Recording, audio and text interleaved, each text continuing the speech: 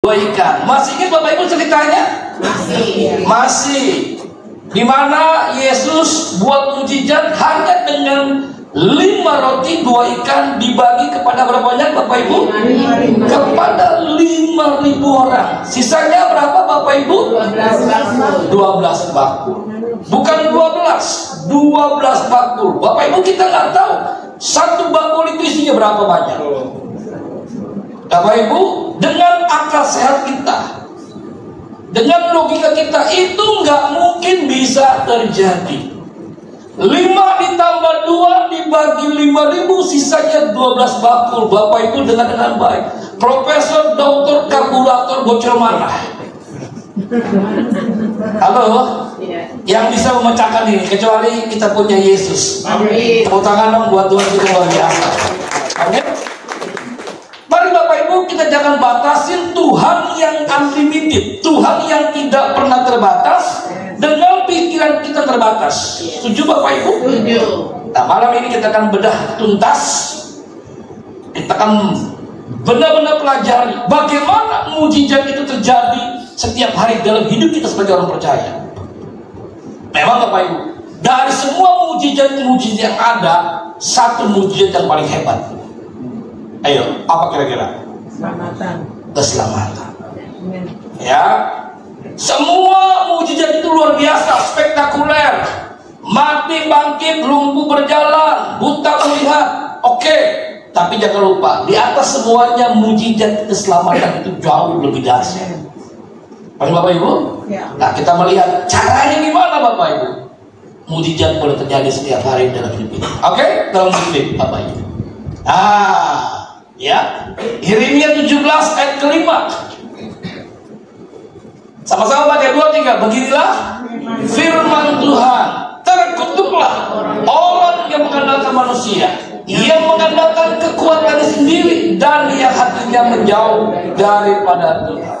Bapak Ibu, dengan baik, ada banyak orang percaya, ada banyak anak Tuhan ingin mengalami mujizat Tuhan setiap hari, tapi sayang, caranya, how to-nya salah. Dengan caranya sendiri. Makanya Bapak Ibu, nggak sedikit banyak orang Kristen, orang percaya, anak Tuhan, termasuk hamba Tuhan, jadi kuciwa. Ya, itu tingkat tinggi saudara. Kuciwa itu temennya Putahi. Saking kecewanya jadi kuciwa. Katanya Tuhan sayang sama saya, katanya Tuhan pelihara saya, katanya Tuhan buat mujizat, buktinya kok enggak. Nah, malam ini Bapak Ibu, kalau kita mau mengalami mujizat setiap hari, mari dengan caranya Tuhan. Amin. Kalau kita mau ke Surabaya, jalurnya mau ke Surabaya. Bapak Ibu setuju? Gak ada orang di sini. Setuju. Kalau kita mau ke Surabaya, jalurnya Surabaya. Kita mau ke Surabaya, jalurnya Palembang, gak nyampe. Mau mengalami mujizat Tuhan, caranya Tuhan. Ada 3 caranya Tuhan. Yang pertama, boleh diklik Bapak Ibu. Nah, ini dia. Kalau kita mau mengalami mujizat Tuhan, kuasa Tuhan, pertolongan Tuhan nyata atas hidup kita, mari jangan sekali kita mengandalkan manusia. Tadi Bu Linda udah jelas berkali-kali menceritakan, dia sadar sebagai hamba Tuhan, kalau dia berharap kepada manusia, dia pasti kecewa. Amen. Dia nggak mungkin dapat 4 handphone. Tadi kita pikir dia bawa 4 yang terakhir, yang putih-putih itu. Dia mau bagi-bagi kita semua. Golpres Pak Jo. Ternyata Pak Jo waktu belum tiba. Karena Belinda masih punya tanggung jawab, punya anak di sana. Ya, bilang kanan kiri, nanti ada waktumu. Amin. Kita melihat bagaimana orang yang lumpuh 38 tahun. 38 tahun ini Bapak Ibu bukan waktu yang sebentar. Setengah kehidupan manusia. 38 tahun dia lumpuh. Yohanes 5 ayat 6 sampai dengan 7. Demikian firman Tuhan.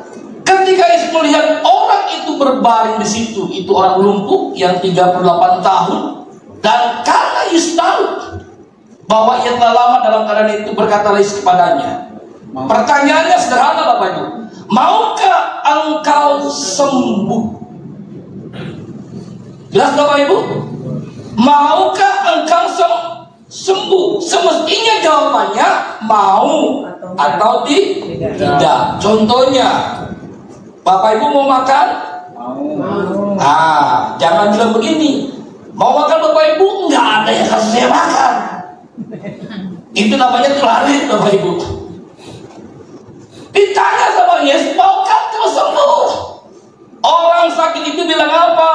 Tuhan, tidak ada orang yang menurunkan aku. Tuhan, tidak ada orang yang menolong saya. Semestinya Bapak Ibu ketika ditanya maukah kau sembuh, dia akan berkata, aku mau disembuhkan Tuhan. Amin Bapak Ibu. Amin. Jadi poin yang pertama, kalau kita benar-benar Bapak Ibu mau mengalami mujizat Tuhan setiap hari, mari andalkan Tuhan secara total. Kasih tahu kanan kiri, bilang andalkan Tuhan. Amin. Bukan hanya Bu Linda dapat 4 handphone, kita pasti akan kebahagiaan.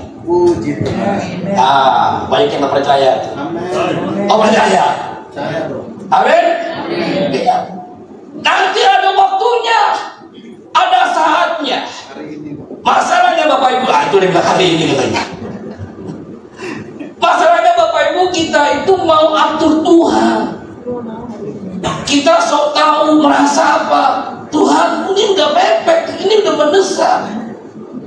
Bu Linda ngalami, Tuhan ini nggak bisa buat penginjilan, begitu Bu Linda. Tapi Tuhan jauh lebih tahu dari kita Bapak Ibu.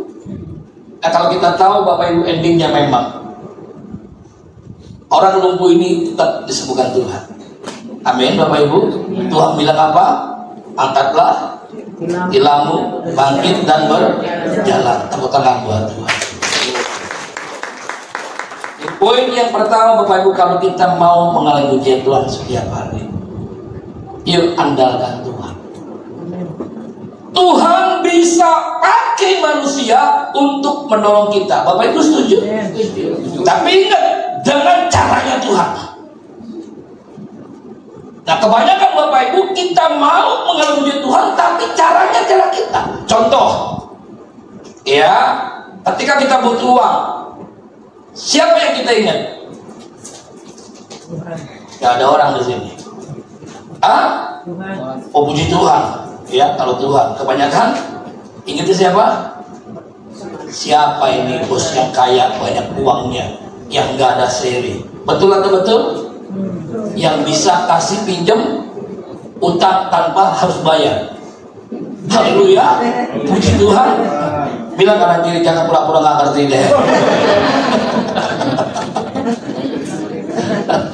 Bisa kasih pinjam utang tapi gak bayar. Begitu Pak Birawa, ini bahaya ini. Bapak Ibu, di masa pandemi, jadwal saya pelayanan kosong. Hari-hari saya nggak pernah buka jadwal karena kosong. Setiap saya buka, Tuhan bilang, kenapa kamu lihat ketan kosong? Oh iya Tuhan. Sudah tahu, di tengah masa pandemi, waktu itu sedang pakai masker 2 lapis. Tahun pertama 1 lapis, tahun kedua 2 lapis. Saya berpikir, Tuhan apakah tahun ketiga 3 lapis? Saya bilang, Tuhan 1 lapis aja khotbah udah ngap-ngapan kayak mas kopi. Ya, yang pasti itu bukan debt collector.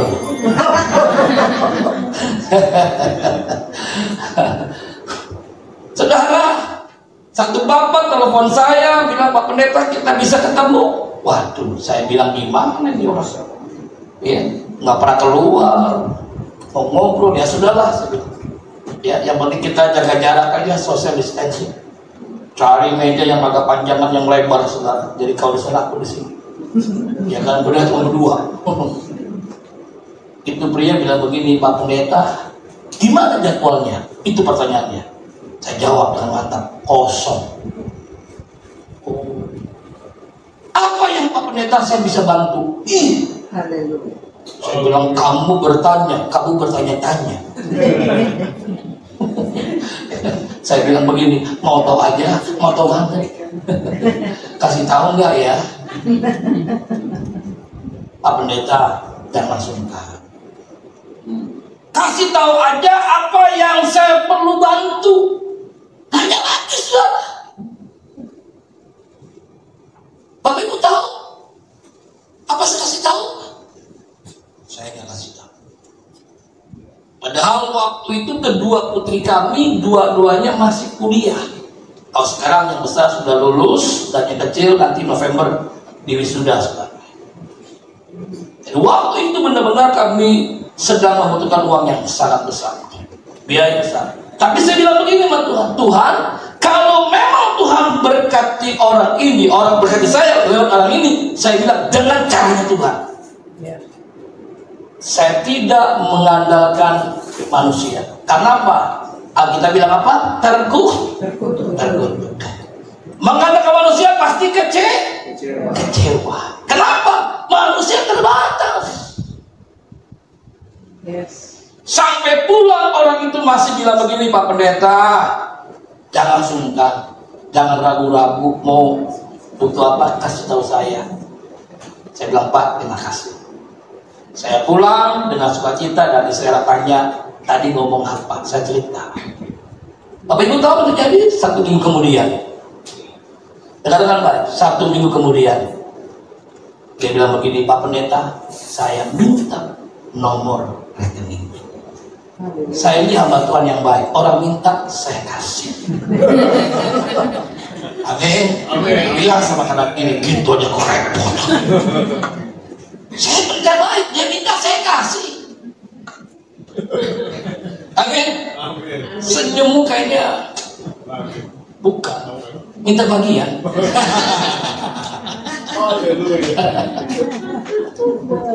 Kalau kita mengharapkan manusia bantu kita, tolong kita kecewa. Apapun persoalanmu, masalahmu hari-hari ini, masalah kita tidak lebih dari 3 K. K pertama masalah keluarga, setuju Bapak Ibu? K kedua masalah keuangan, K ketiga masalah kesehatan, setuju? Setuju. Nggak ada lagi K keempat. Kalau ada pasti kasihan deh lu. Orang 3 K ini babak belum. Makanya kita butuh K keempat. Namanya siapa? Yesus dulu. Mengharapkan pertolongan Tuhan, mujizat Tuhan tiap hari. 35 tahun saya sebagai hamba Tuhan hidup tanpa gaji, Tuhan pelihara dengan sempurna. Amin. Awal pandemi mobil Honda saya mau jual. Kenapa? Saya bilang awalnya pandemi ini paling sebulan 2 bulan lah ya. Paling 3 bulan Pak Birawa. Oh, ternyata kok serius ya? Tak bercanda lu. Iya kan? Banyak orang telepon saya, Pak Pendeta, mohon maaf ya, jadwalnya kita cancel dulu, kita hold. Nanti kita tutup, semua minta maaf sama saya. Saya bilang, Tuhan ini kan belum lebaran. Kok minta maaf semua sama saya? Jadwal yang dari Januari sampai Desember full kosong. Semua minta di hold, diatur jadwalnya. Tahun depan belum ada perubahan. Waduh. Secara manusia agak takut, khawatir, bingung. Jadi saya bilang, ya Tuhan ini mobil saya jual aja. Saya telepon teman saya yang udah suruh, Pak Pendeta kenapa dijual? Alasannya begini, toh nggak dijual nggak percuma, mobil ini nggak jalan-jalan cuma mana kok. Sekian bulan hanya panasin pagi-pagi, ya kan? Supaya ini kan, supaya lebih keren, muter-muter, bentar lagi. Mau kemana saudara? Jadi teman saya bikin juga. Tapi ketika saya mau jual, Tuhan bilang jangan dijual. Kamu hidup karena aku, kamu hidup bukan karena khotbah, kamu melayani. Tepuk tangan buat Tuhan.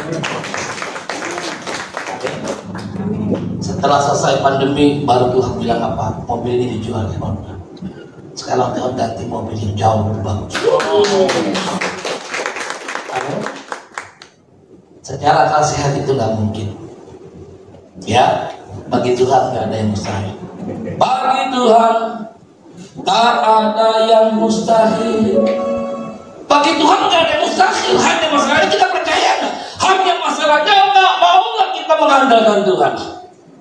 Jangan kita fokus kepada masalah hidup kita, penyakit kita. Kayaknya udah gak mungkin jalan keluar, gak ada. Depan jurangnya terjal, belakang tembok yang tebingnya tinggi. Apa yang Tuhan gak bisa buat?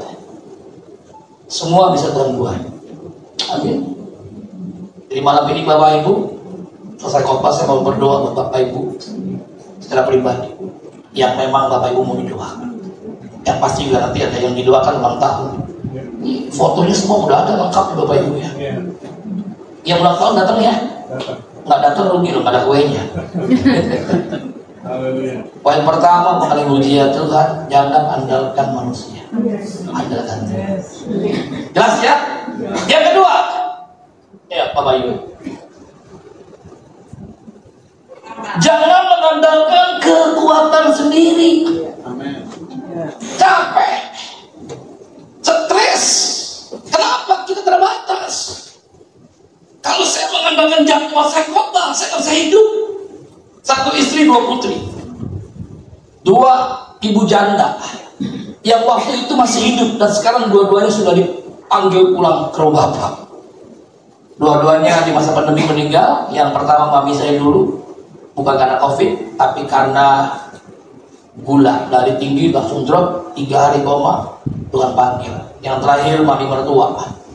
Kalau papi dan papi mertua udah duluan, ya, udah duluan meninggal. Papi saya 20 tahun yang lalu, panggil Tuhan. Kalau dia hidup sekarang kurang lebih usia dia 85 tahun sekarang.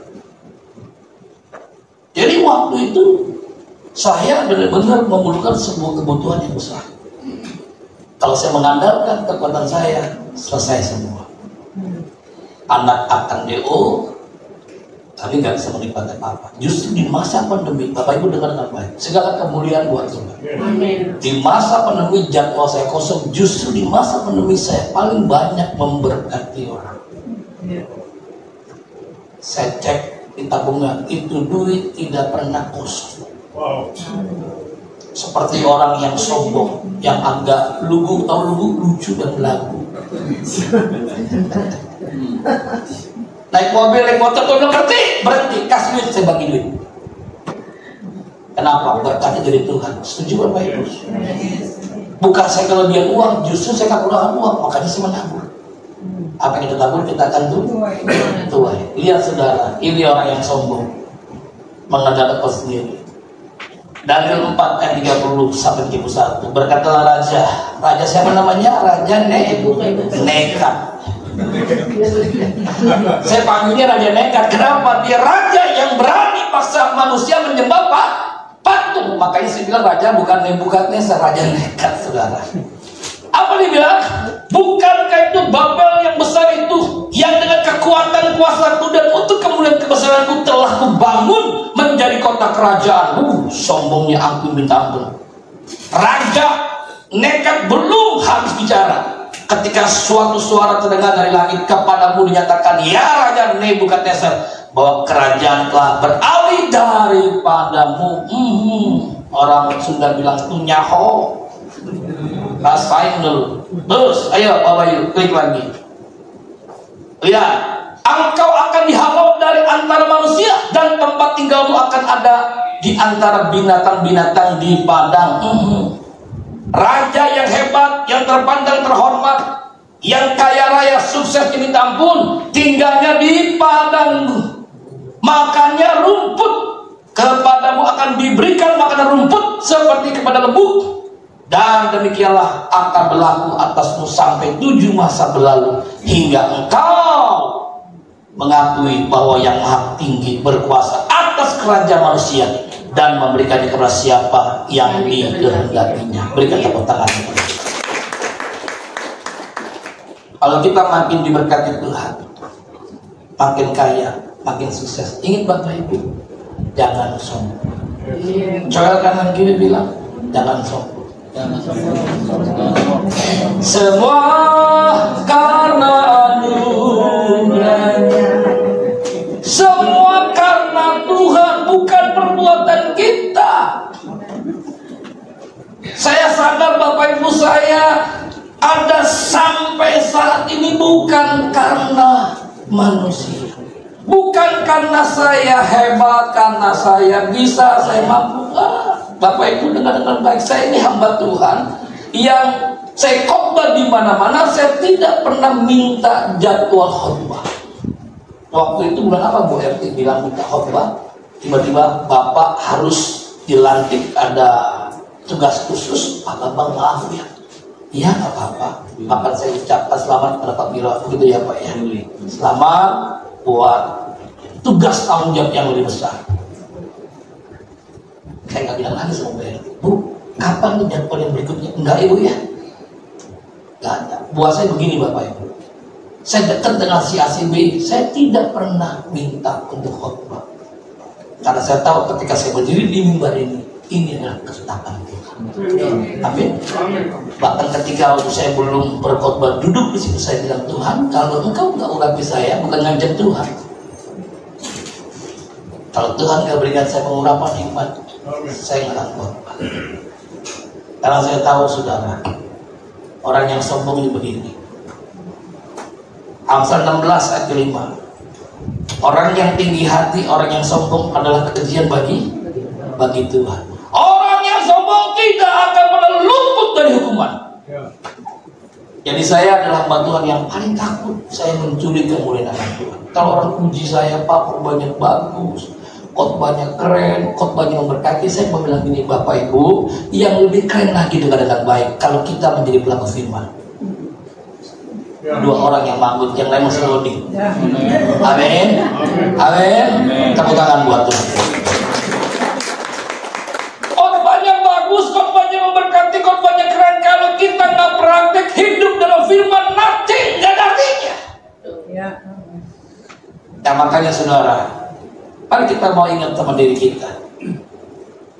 Semua karena Tuhan, bukan karena kuat karena kita.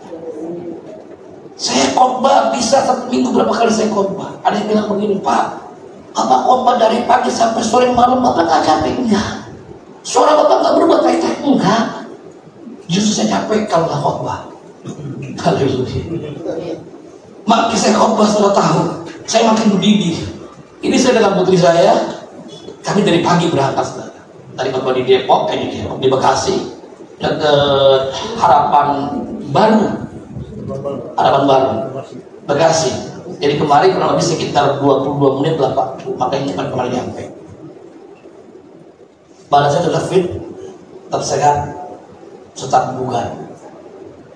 Seusia saya yang sebentar lagi mau masuk 60 tahun,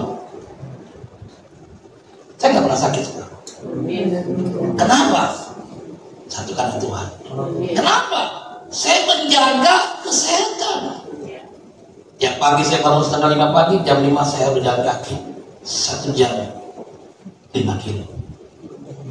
Banyak orang bisa tahu tubuhnya baik Allah, tapi nggak pernah jaga kesehatan.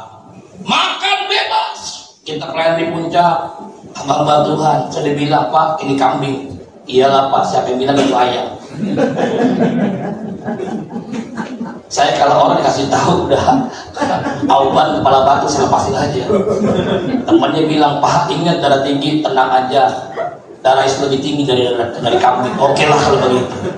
Seminggu kemudian teman saya telepon saya, Pak, pendeta Bambang tahu gak itu teman kita? Kenapa? Udah mati. Kenapa? Karena tidak bisa. Kalau kita sadar dulu kita adalah bait Allah, yuk jaga baik-baik. Amin. Jaga hidup kita supaya benar-benar kita hanya mengandalkan Tuhan. Amin. Bukan dengan caranya kita, andalkan Tuhan dengan caranya Tuhan. Percayalah Bapak Ibu, mujizat Tuhan pasti terjadi. Yes. Amin. Dari sejak 8 tahun yang lalu Bapak Ibu, saya nggak kenal ini pengusaha. Saya pun nggak tahu ini pengusaha. Habis selesai saya khotbah, dia bilang, boleh nggak minta nomor teleponnya? Saya bilang boleh kalau nomor telepon. Kalau handphone jangan, cuma 1 saya bilang. Itu kurang lebih sekitar 8-9 tahun lalu. Dengan baik-baik sampai detik malam ini. Dari sejak 9 tahun lalu sampai detik malam ini, setiap bulan dia transfer ke rekening saya dengan meminta jumlah yang besar. Amin. Jangan cari pertolongan manusia, jangan sombong. Andalkan Tuhan. Dengan caranya Tuhan. Mobil yang mahal saya punya, saya nggak beli. Saya bilang sama istri sama anak, sampai lebaran monyet mobil nggak akan kebeli. Kenapa? Karena monyet nggak mungkin lebaran. Amin. Pengusaha telepon, Pak Pendeta, saya mau kasih mobil, Pak Pendeta mau. Sorry Pak, maaf. Kenapa Pak? Susah nolaknya.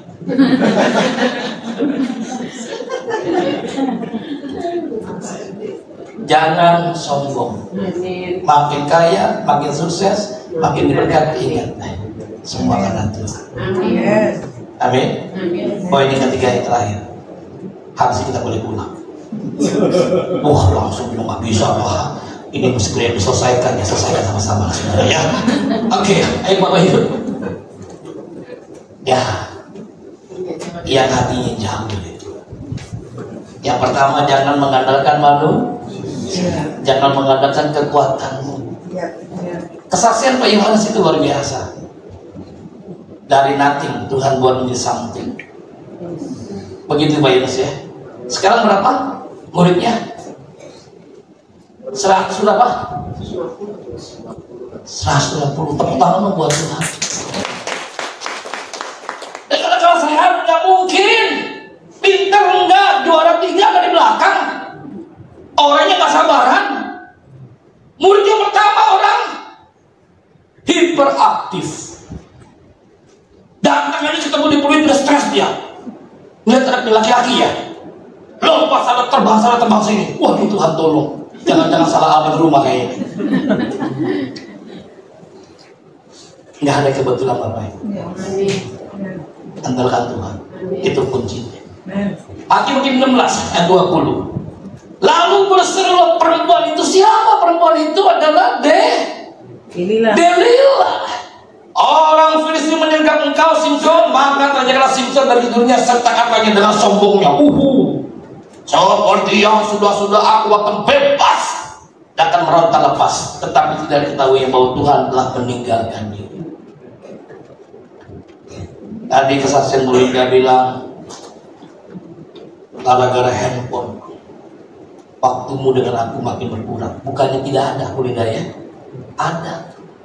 Tiap hari dibuka TikTok, yang dibuka IG.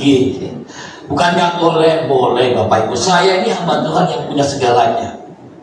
TikTok saya ada, IG ada, Facebook ada, YouTube ada, lengkap semua. Tapi isinya pasti firman Tuhan. Makanya apa? Viewernya nggak banyak. Coba kalau bikin TikTok, bikin YouTube yang agak aneh-aneh, yang nyentrik-nyentrik, yang nyerempet-nyerempet, pasti waktu live banyak penggemarnya. Tapi tujuan saya punya itu bukan untuk yang lain, untuk kemuliaan Bapa di sini.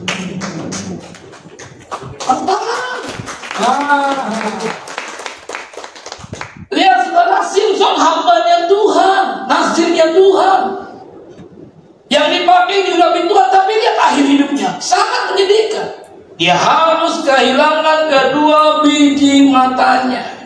Dia harus diolok-olokkan oleh perempuan-perempuan yang tidak terhormat, terpandang. Dia menggiling itu anggur, dibully, dilecehkan, direndahkan. Seorang anak Tuhan, hamba Tuhan. Kenapa? Hatinya jauh dari Tuhan. Yuk Bapak Ibu, kita bangun setiap hari hati kita, hidup kita semakin dekat sama Tuhan. Amin. 35 tahun kalau saya tidak hidup dekat dengan Tuhan, saya sudah menjadi hamba Tuhan yang gila, benar-benar gila. Tapi buat saya masa pandemi itu masa yang indah, masa yang luar biasa, membuat saya semakin intim dekat dengan Tuhan. Setiap hari jam 3:30, jam 4 saya udah bangun menyembah Tuhan. Dulu jadwal saya sibuk, terbang sana sini, dalam kota luar negeri sebagainya, saudara. Ada nggak waktu dengan Tuhan? Ada, bukan tidak ada. Tapi tidak seperti yang hari-hari saya bangun dengan Tuhan. Jalan pagi saya keliling, jalan cepat. Pagi-pagi jam 5, saya angkat tangan menyembah Tuhan. Waduh, bangun hubungan dengan Tuhan. Indah banget Bapak Ibu. Yes. Waktu menyembah Tuhan, utang pun pasti lupa. Amin.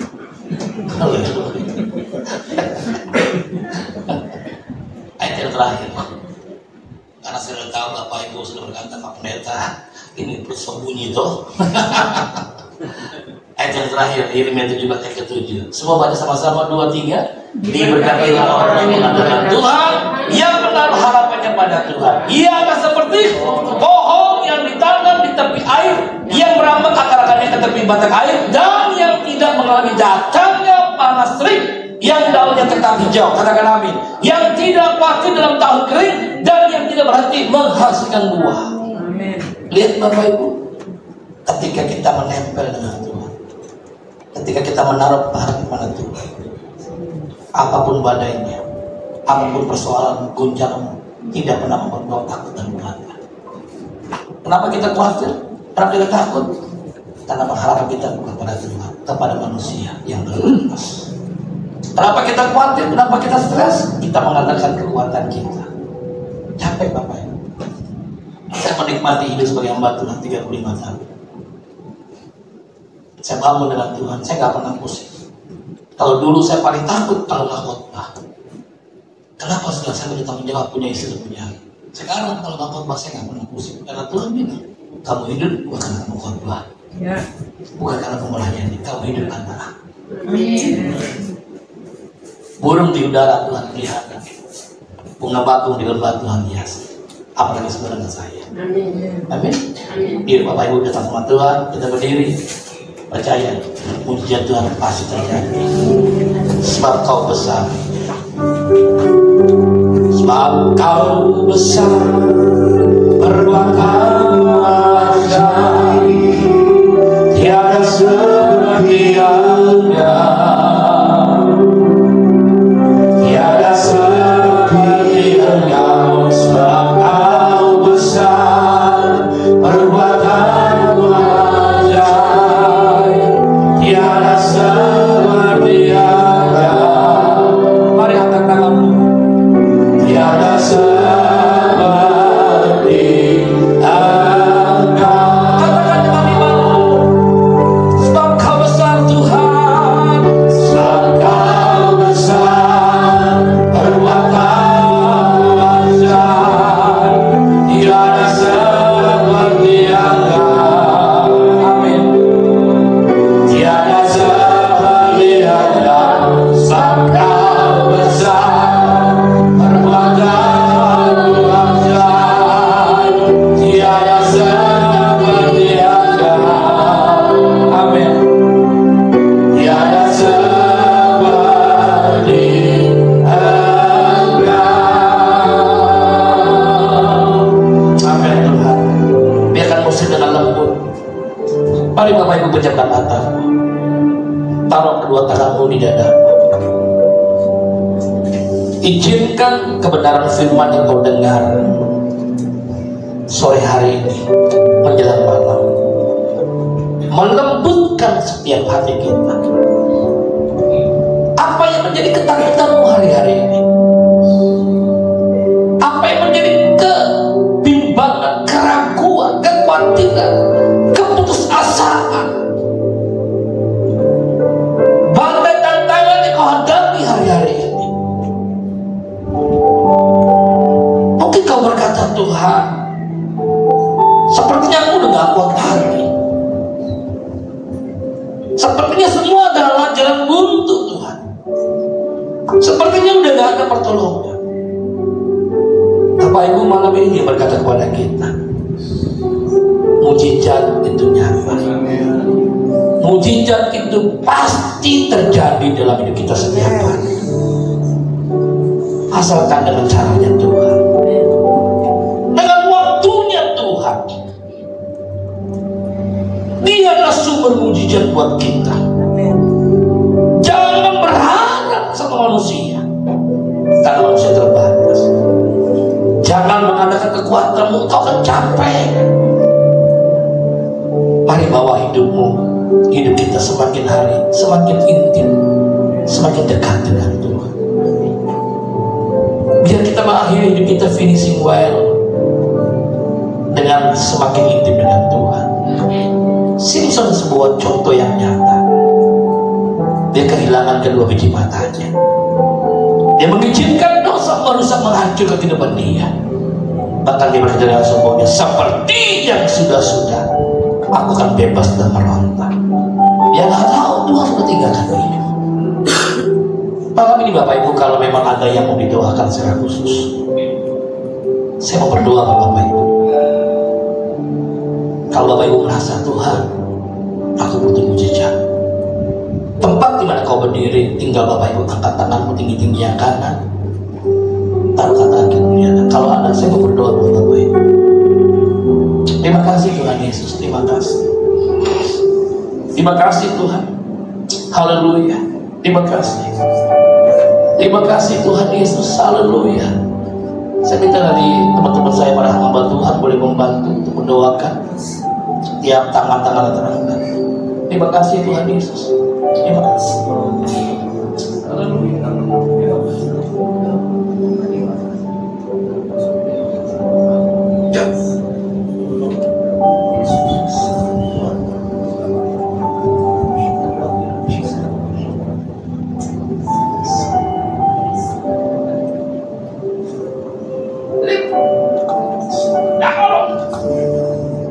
Haleluya. Yes. Terima kasih Tuhan Yesus. Terima kasih Tuhan. Terima kasih Tuhan.